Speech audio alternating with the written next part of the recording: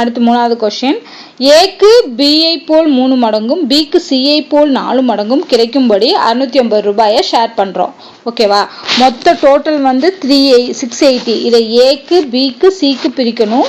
அது பிரிக்கிறதுக்கு கண்டிஷன் கொடுத்துருக்காங்க. ஏவோட அமௌண்ட் வந்து பிஐ போல் 3 மடங்கு இருக்கணும், பியோட அமௌண்ட் வந்து சிஐ போல் 4 மடங்கு இருக்கணும். ஓகேவா? இதை மட்டும் நம்ம என்ன பண்ண போகிறோம், ஆன்சரில் செக் பண்ண போகிறோம். ஏன்னா இவங்க கொடுத்துருக்கிறது ஏபிசிக்குரிய வருமானம் தான் இங்கே அவங்களோட ஷேர் தான் இங்கே கொடுத்துருக்காங்க ஆப்ஷனில். ஸோ நம்ம வந்து ஆப்ஷனில் இருந்து செக் பண்ணிடலாம். ஃபர்ஸ்ட் ஆப்ஷன் எடுத்துக்கோங்க.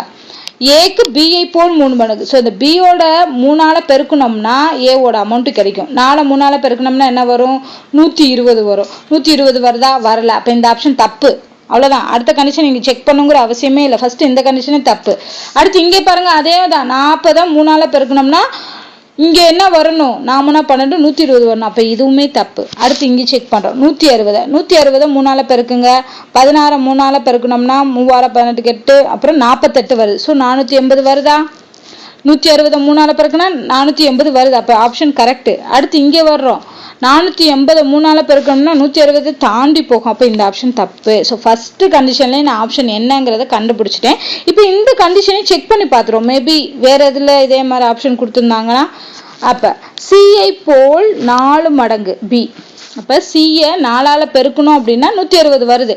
ஸோ 40 4ஆல் பெருக்குங்க, 160 வருது. எஸ். அப்போ இதுதான் ஆப்ஷன். ஓகேவா? நீங்கள் இதுக்கெல்லாம் உட்காந்து செஞ்சுக்கிட்டு இருக்கணுங்கிற அவசியம் இல்லை. இந்த 2 கண்டிஷனில் நம்ம ஃபர்ஸ்ட் கண்டிஷன்லேயே ஆப்ஷன் கரெக்ட் எது அப்படிங்கிறத செக் பண்ணிட்டோம். ஸோ இதுதான் ஆன்சர். ஸோ இந்த மாதிரி ஷார்ட்கட்ஸ்